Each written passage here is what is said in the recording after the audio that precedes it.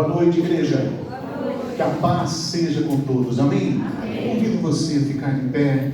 Se você puder, nesse momento, falar com Deus. Lembrando que esse culto não é um culto que é para te tocar. Porque se você um dia entrou numa igreja e talvez saiu e falou: o culto hoje não foi para mim, o culto não me tocou, o louvor não estava legal. Então saiba que essa não é uma igreja em que Jesus habita. Jesus, ele habita no meio de verdadeiros adoradores que o adoram em espírito e em verdade. Esse culto não é para o homem, esse culto nós prestamos a Deus. E ele está aqui, representado na pessoa do Espírito Santo. Eu convido você a cantar assim: em espírito e em verdade. Em espírito, em verdade, Te adoramos, te adoramos, te adoramos. te adoramos. Mais uma vez, em espírito, Em espírito, em verdade, em verdade, te adoramos, te adoramos, te adoramos. te adoramos. Diga para ele: Rei dos Reis Rei dos e Senhor, reis e Senhor, te entregamos o nosso viver. te entregamos nosso viver. Mais uma vez, Rei dos Rei Reis dos reis e Senhor, e Senhor, te entregamos. te entregamos nosso viver. Levante suas mãos para te adorar. Pra te adorar, ó Rei dos reis. Foi que eu nasci, ó Rei Jesus. Meu prazer é te louvar. Meu prazer é te louvar. Meu prazer é estar Meu prazer é nos estar átrios do Senhor. nos átrios do Senhor. Meu prazer é viver. Meu prazer é viver Na casa de Deus, na casa de onde Deus, flui o amor.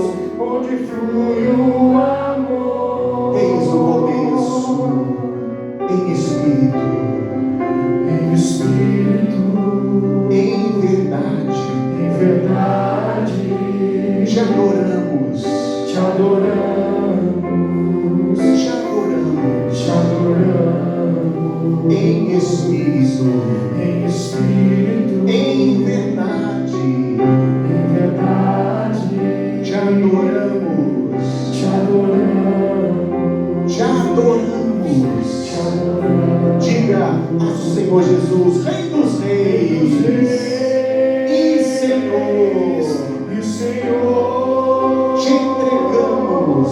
te entregamos nosso viver. Rei dos Reis Rei dos e Senhor, e Senhor, te entregamos o nosso te viver.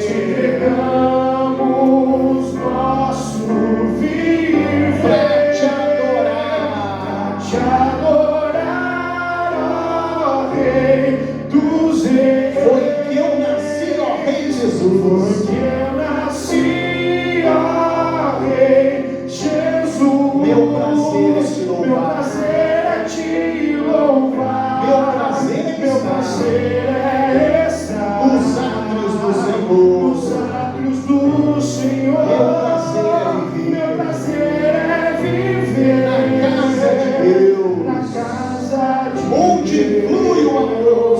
onde flui Diga o então para te adorar, ó Rei dos Reis. te adorar, ó Rei dos reis. Diga para ele: foi que eu nasci. Que eu nasci, ó Rei Jesus. Meu prazer é te louvar. Meu prazer é estar nos átrios do Senhor. Meu prazer é viver na casa de Deus, na casa de onde flui o amor. onde flui Ah, meu Deus, meu Pai, não existe melhor lugar do que estarmos em Tua presença. E nós estamos em tua presença o dia todo. Mas estar em tua casa é diferente. Aqui nós estamos com os nossos irmãos e juntos nós te adoramos e juntos testemunhamos. Me traz a dona da descida, me faz andar sobre as águas. Diga para o Senhor: tu és o Deus da minha salvação.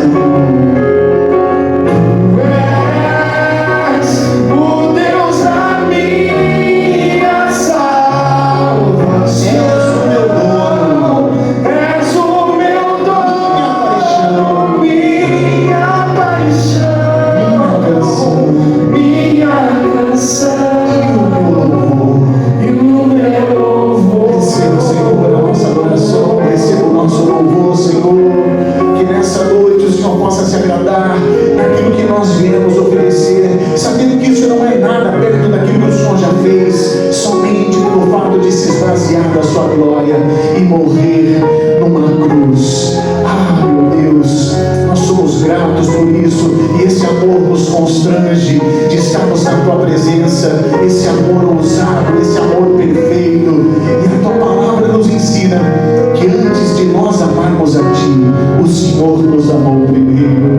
Oh meu Deus, tu és maravilhoso, tu és santo. Eu convido você a adorar a igreja, adorar a Ele cantando aleluia, aleluia, exalte a Ele.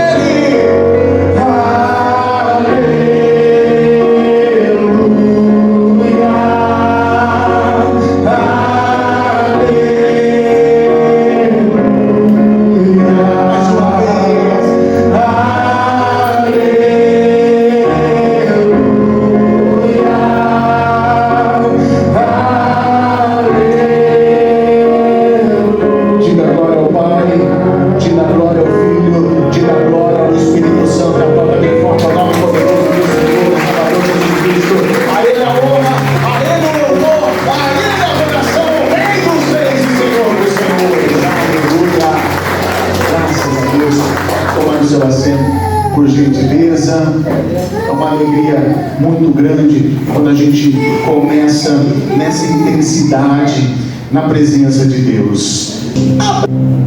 Abra sua Bíblia lá em Gênesis capítulo 18, verso 16. Hoje estou feliz aqui com a presença do Zé, da Rosângela. Deus abençoe. Vocês já são daqui já. Lá no céu está escrito ali. A Gabi, com o Augusto e o Leozinho também está ali. Deus abençoe. Hoje eu estou feliz que eu estou aqui com Fabiano e com a Beatriz. Não vou esquecer que é o nome da minha filha. Então, sejam bem-vindos ao esposo e a filha da Daniela. Que Deus abençoe a vida de vocês. Os demais já são pratas da casa, mas o meu coração também se explode de alegria quando eu vejo o Lúcio e a Débora ali no fundo. Glória a Deus. Quem achou Gênesis capítulo 18, versículo 16, dá um glória a Deus. Amém. Eu vou ler, é um pouquinho extensa a leitura, mas para a gente poder entender o contexto, tá? Vamos lá. Quando os homens se levantaram para partir, avistaram lá embaixo Sodoma, e Abraão os acompanhou para despedir-se. Então o Senhor disse: esconderei de Abraão o que estou para fazer? Abraão será o pai de uma nação grande e poderosa, e por meio dele todas as nações da terra serão abençoadas. Pois eu o escolhi para que ordene aos seus filhos e aos seus descendentes que se conservem no caminho do Senhor, fazendo o que é justo e direito, para que o Senhor faça vir a Abraão o que lhe havia prometido. Disse-lhe, pois, o Senhor: as acusações contra Sodoma e Gomorra são tantas, e o seu pecado é tão grave, que descerei para ver se o que eles têm feito corresponde ao que têm ouvido. Senão, eu saberei. Os homens partiram dali e foram para Sodoma, mas Abraão permaneceu diante do Senhor. Preste atenção no versículo 23. Abraão aproximou-se dele quem? Repitam comigo: do Senhor. E disse: examinarás o justo com o ímpio? E se houver 50 justos na cidade, ainda a destruirás e não pouparás o lugar por amor aos 50 justos que nele estão? longe de ti fazer tal coisa, matar o justo com o ímpio, tratando o justo e o ímpio da mesma maneira, longe de ti. Não agirá com justiça o juiz de toda a terra? Respondeu o Senhor: se eu encontrar 50 justos em Sodoma, pouparei a cidade toda por amor a eles. Mas Abraão tornou a falar: sei que já fui muito ousado a ponto de falar ao Senhor, eu que não passo de pó e cinza. Ainda assim pergunto: e se faltarem 5 para completar os 50 justos, destruirás a cidade por causa dos 5? Disse ele: se encontrar ali 45, não a destruirei. E se encontrarem apenas 40? Insistiu Abraão. Ele respondeu: por amor aos 40, não a destruirei. Então continuou ele: não te ires, Senhor, mas permita-me falar, e se apenas 30 forem encontrados? Olha só o que o Senhor, ele segue dizendo. Eu vou seguir aqui. Abraão disse: não tire, Senhor, mas me permite, e se apenas 30 forem encontrados? Ele respondeu: se eu encontrar 30, não a destruirei. Abraão prosseguiu: agora que já me atrevi a falar ao Senhor, pergunto: e se apenas 20 forem encontrados ali? Ele respondeu: por causa dos 20, não a destruirei. Então Abraão disse ainda: não tire, Senhor, mas permite-me falar só mais uma vez. E se apenas 10 forem encontrados? Ele respondeu: por causa dos 10, não a destruirei. Senhor, meu Deus e meu Pai, fala conosco nessa noite, que o Teu Santo Espírito possa soprar em nós, para entendermos o verdadeiro relacionamento contigo, em nome de Jesus, amém. Nós estamos no mês de julho com a série Espírito Santo, e a gente, ao longo dos domingos e das quartas-feiras, a gente começou explicando o papel da Trindade, quem é o Pai, quem é o Filho, quem é o Espírito Santo. É um Deus que se manifesta de 3 formas diferentes. Expliquei que Deus não é um nome, mas Deus é um título. E hoje nós vamos aprender a como se relacionar com o Espírito Santo. Na quarta-feira passada, nós falamos sobre o manifestar do Espírito Santo, e no domingo passado, o mover do Espírito Santo em nós. Mas como nós nos relacionamos com o Espírito Santo? Porque o Espírito Santo, uma vez eu lembro que eu ouvi de uma pessoa, perguntaram: na sua igreja também vocês creem no Espírito Santo? O Espírito Santo é Jesus, o Espírito Santo é Deus. Então Deus quem é? É o Pai, é o Espírito. Deus, ele vem até a terra na forma de homem, segunda pessoa da Trindade. Jesus, ele esteve aqui, ele conversou com pessoas, ele olhou para as pessoas o viram, ele falou com pessoas conversaram com ele. Ele cumpriu o seu propósito, morrer na cruz. Ele subiu aos céus. E agora? A gente vai ficar sozinho sem Deus? Não, ele envia o Espírito Santo.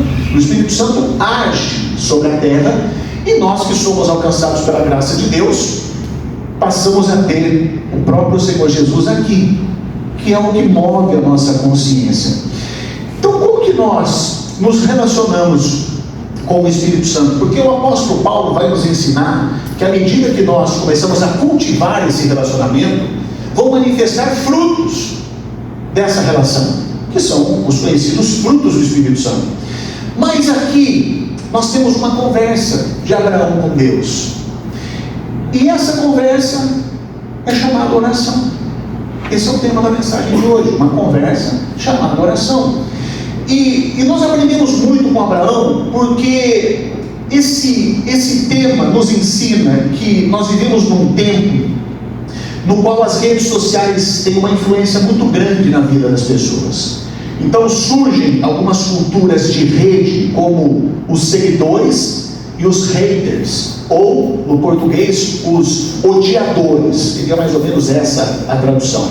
Então existem os influenciadores digitais, os famosos blogueiros, e eles estão ali naquele momento falando da sua vida, das suas particularidades, ou pessoas que acabam expondo um tema para que gere repercussão, para que elas sejam visualizadas, para que elas sejam seguidas. Mas quando você vai nos comentários, tem pessoas que apoiam, mas tem os que repudiam, os haters. Então, dentro desse contexto, surge o quê? A cultura do cancelamento. E no meio evangélico também existem as mais variadas correntes que influenciam, tanto positiva quanto negativamente, uma massa que parece depender dos conteúdos que são postados para que possam formar suas opiniões ou até mesmo serem induzidas a terem determinados comportamentos. Por que eu estou falando isso? O que isso tem a ver com essa conversa de Abraão com Deus e sobre uma conversa chamada oração e a forma de nós nos relacionarmos com o Espírito Santo? Porque se essa oração que Abraão faz com Deus fosse publicada hoje nas redes sociais, nos tempos de hoje, provavelmente viriam, Pedro, Lúcio, muitos haters, metidos a teólogos, para tentar cancelar esse homem. Até porque Abraão ele faz 4 coisas que no senso comum da tradição religiosa não dá para concordar.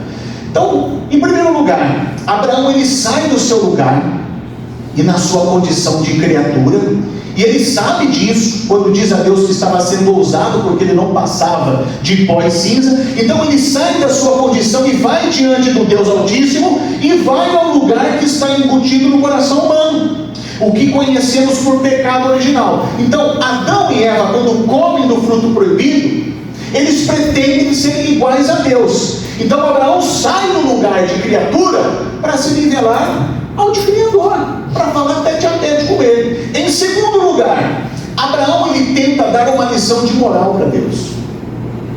Ele diz: o Senhor não é o juiz de toda a terra? O Senhor não é o justo? E como vai destruir os ímpios e os justos também? Como tratá-los da mesma forma? Jesus, em seu Sermão do Monte, ele diz que Deus trata os bons e os maus com bondade. Até aí tudo bem. Deus faz chover sobre bons e sobre maus. Mas aqui Deus está dizendo que vai fazer juízo de um lugar, que vai destruir. E Abraão chega para Deus e diz: onde está a justiça? Abraão tem que expressar uma ética maior que a ética divina. Foi ousado. Em terceiro lugar, Abraão ele tenta fazer Deus mudar de ideia.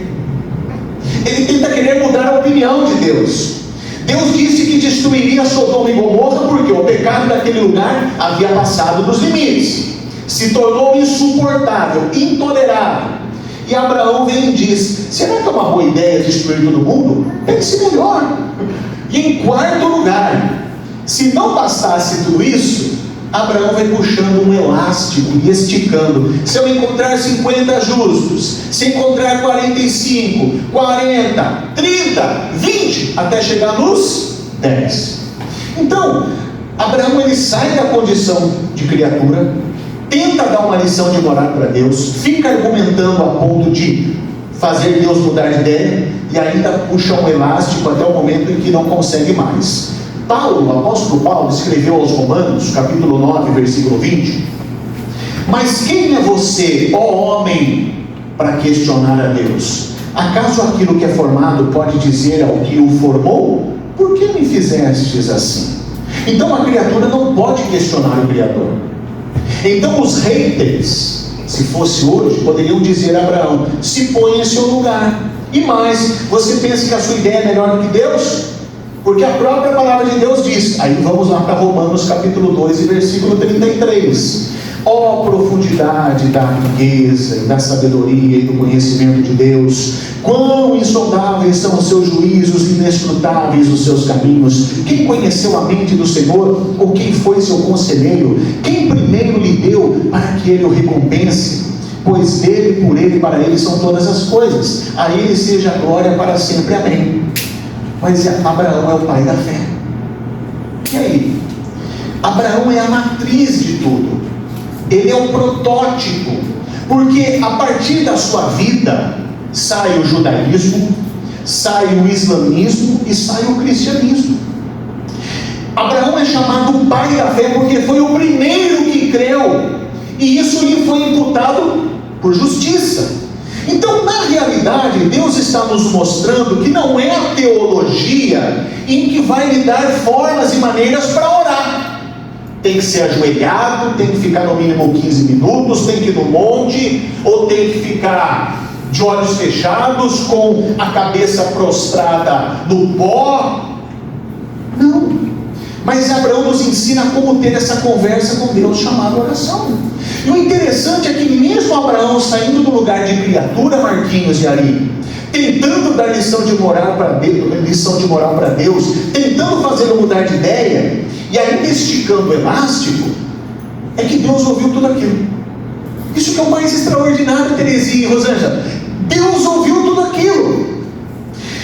E Deus não responde a Abraão de uma forma ríspida. Você sabe com quem você está falando? Porque seria assim o que falaríamos para alguém que está abaixo de nós. Eu me lembro uma vez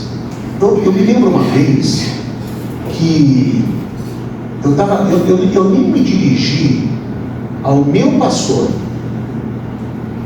mas eu estava conversando com, na época, um diácono, e eu falei, deixa o Fabrício ouvir isso. Ele virou para mim, o que você pensa que é? E eu falei, nossa, a gente estava dando risada, conversando, quem você pensa que é?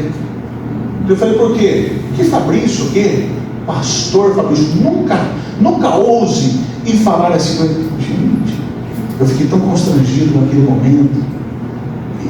E quantas pessoas, eu lembro uma vez, na quadrangular, isso é tudo besteira, tá? Isso é tudo besteira. Porque não é o título que vai levar para o céu, quem vai levar para o céu é Jesus, não é o título. Mas na quadrangular tem as nomenclaturas. Você começa como obreiro credenciado, aspirante, depois você vira ministro. E o ministro é reverendo, ele tem o título de reverendo. E teve um pastor da nossa região que ganhou o título de reverendo. Aí teve uma pessoa que falou assim, ô pastor fulano. Pastor não, reverendo. Que besteira. Nem Deus, que Deus, ele repreendeu Abraão.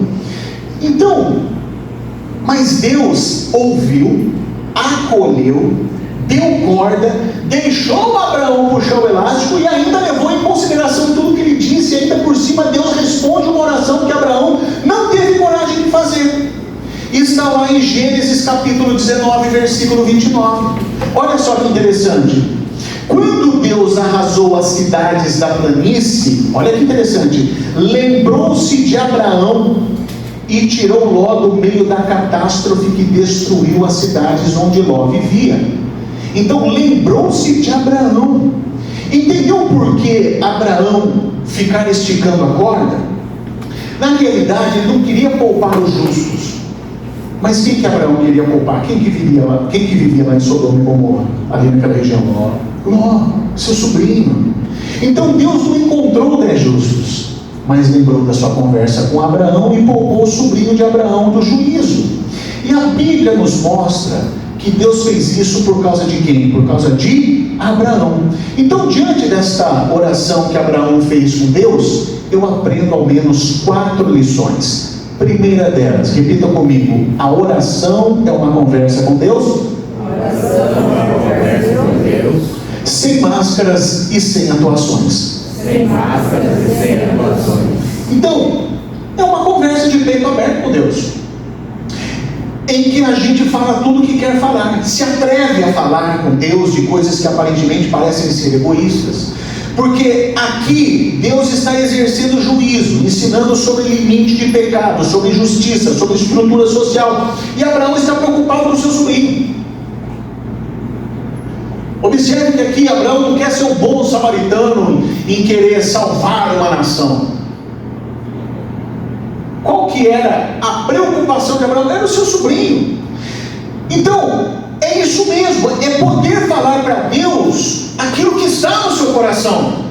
Se é o seu sobrinho, então seja sobre ele. É o derramar na presença de Deus. Se é com raiva, seja com raiva. Se é com gratidão, que seja com gratidão. Se é com ansiedade, que seja com ansiedade. Se é com medo, que assim seja com medo. E se a gente está incomodado com Deus, se não estamos entendendo os seus planos, que assim seja.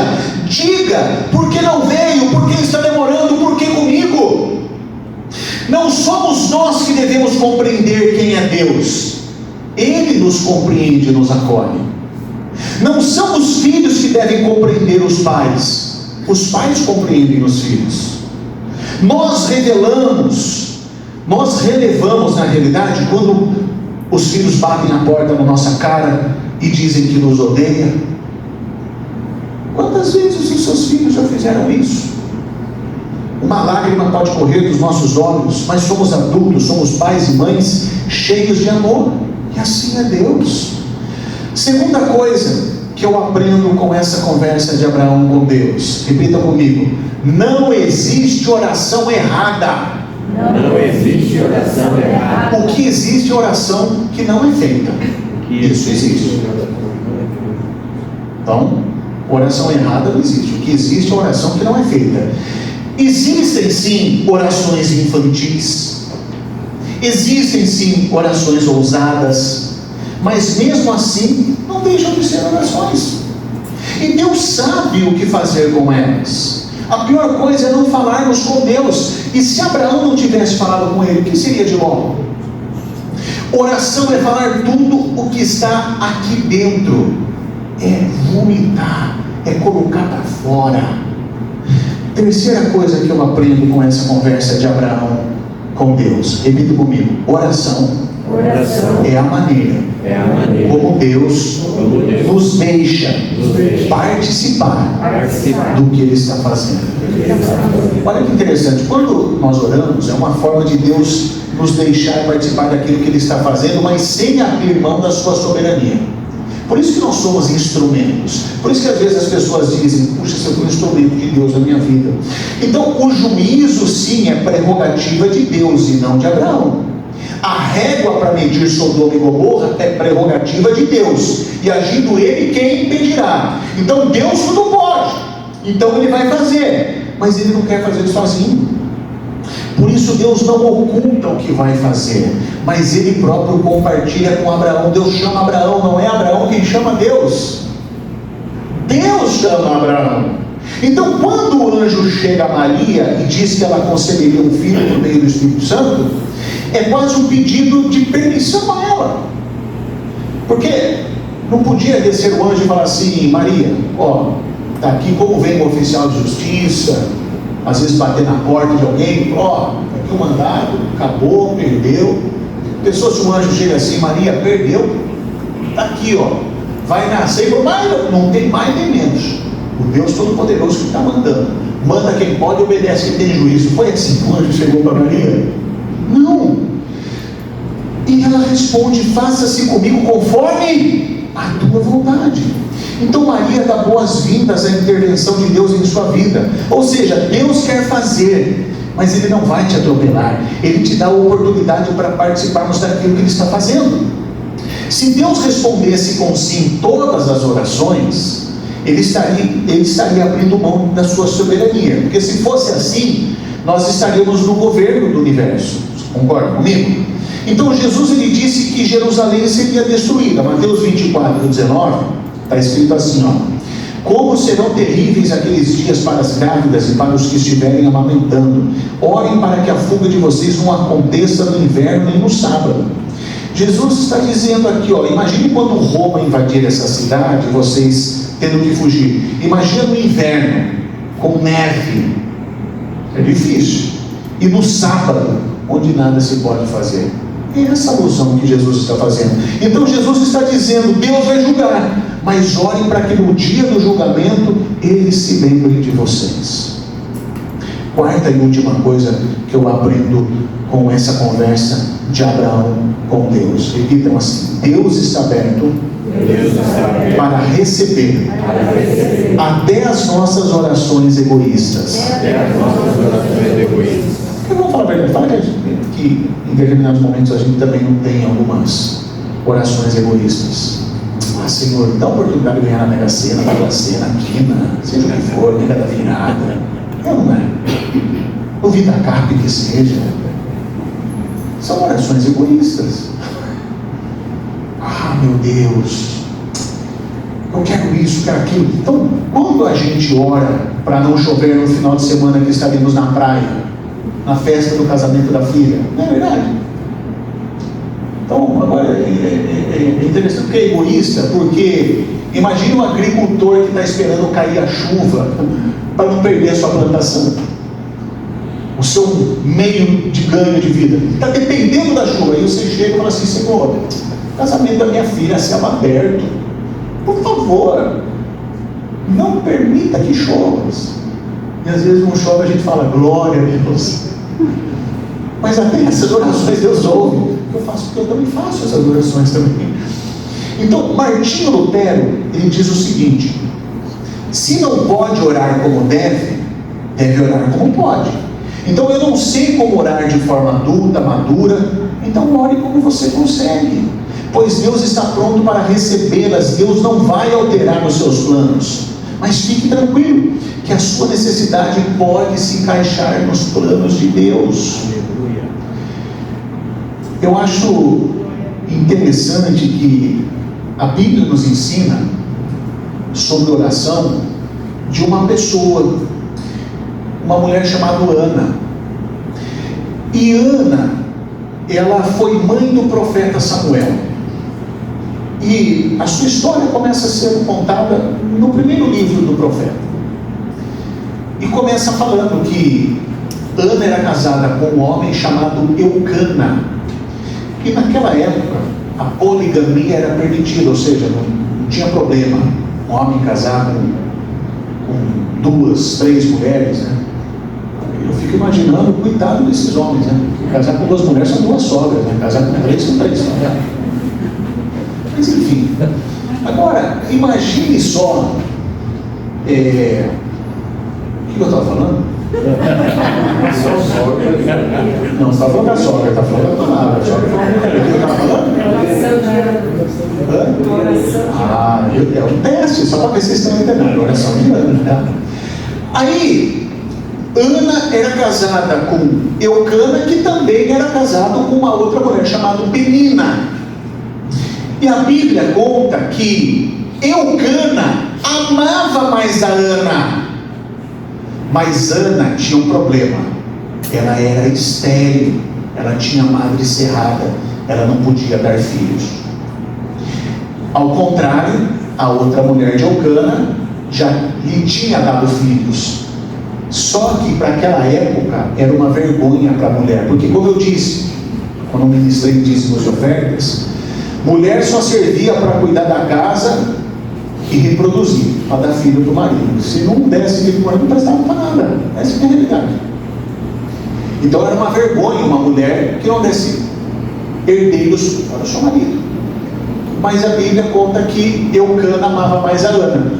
E todo ano, pela tradição judaica, eles iam no templo, eles iam periodicamente oferecer sacrifícios ao Senhor. E naquele momento, a Bíblia conta que Ana, todas as vezes, ela fazia essa oração egoísta, porque ela tinha um ressentimento no coração, talvez uma raiva da Penina, porque Penina provocava, porque Penina sabia que Ana era mais amada. Só que o que Penina fazia? Eu tenho filhos, você não tem. Era mais ou menos isso que Penina falava. E isso amargurava, angustiava o coração de Ana. E todas as vezes Ana, ela fazia uma oração que era um filho. Talvez, eu estou conjecturando, tá? Estou pressupondo. Mas, de acordo com os textos, eu imagino Ana fazendo oração assim, ó: Deus, me dá um filho para poder esfregar na cara dessa mulher. E quantos anos se passam e nada.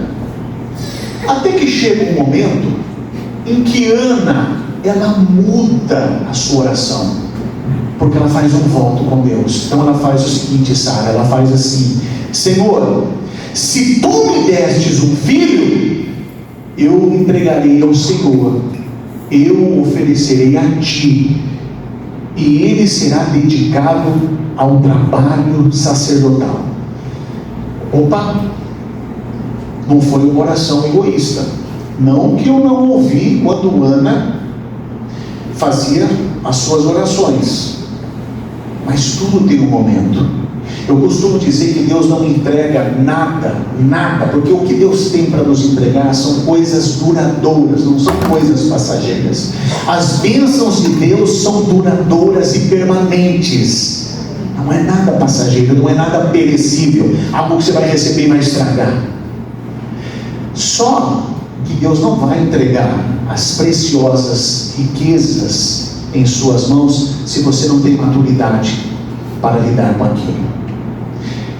E o que Deus fez ele mudar e ouvir e conceder a oração de Ana, atender ao pedido de Ana? Porque naquela época, o profeta da época era um homem chamado Eli. Ele era o sacerdote. E Eli, ele estava ali se corrompendo, porque ele estava encobrindo o pecado dos seus filhos, 2 meninos chamados Hofni e Finéias, que eles, quando o sacerdote ele era separado para o ofício sacerdotal, a família consequente tinha que ajudar. Então imagina o povo lá levando ali os novilhos, os cabritinhos, as pombinhas para serem ofertadas, para serem queimadas em sacrifício ao Senhor. O que eles faziam? Faziam um churrasquinho, comiam a oferta. E Deus começou a reprovar aquilo. E o que ele fazia? Nada, encobriu o pecado dos filhos. Deus começou a rejeitar o sacerdócio de Eli. Então, o que aconteceu? Opa! Eu preciso de um profeta em Israel. Ana, que é um filho, está prometendo entregar a mim.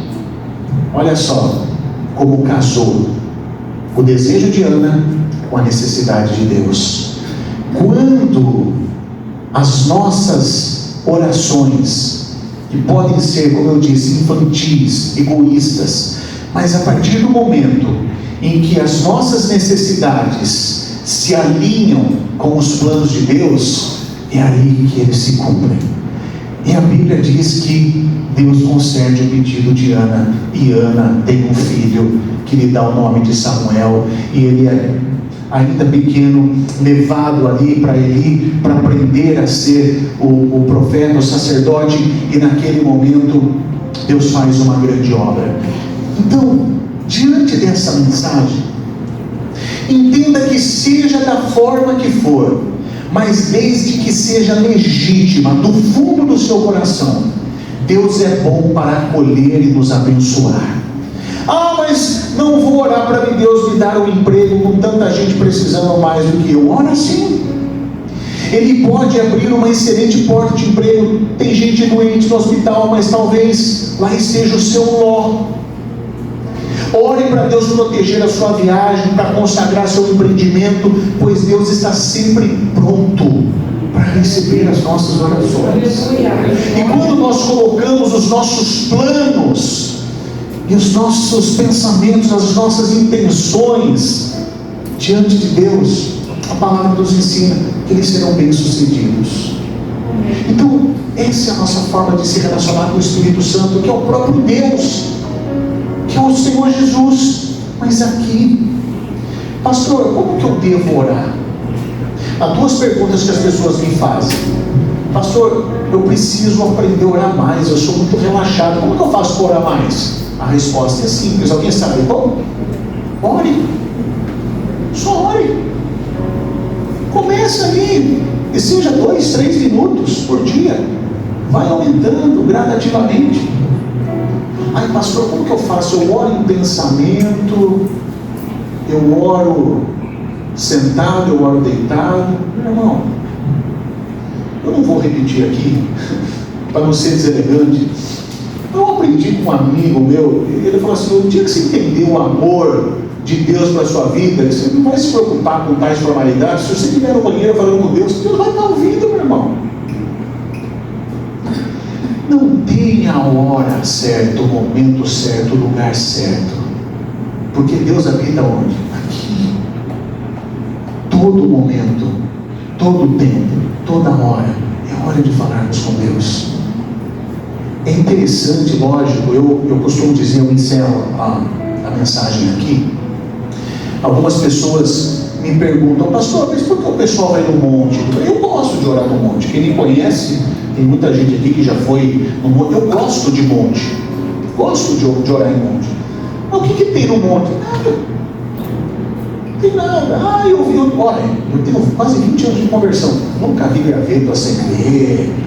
Aliás, Fato, como diria Paulinho Gogó, fato venérico, tá? Fato verídico isso. Tinha um diácono na igreja da Paulista, e ele foi orar no monte, e ele viu um negócio vermelho. Ele falou, um graveto. Ele puxou, não era. Era uma mulher baixada, a calcinha era vermelha. Ele pensou que era verdade isso, porque isso é verdade. Eu nunca vi graveto. Eu já tive experiências que eu já contei para vocês. Eu e o pastor Marcelo Lavorente.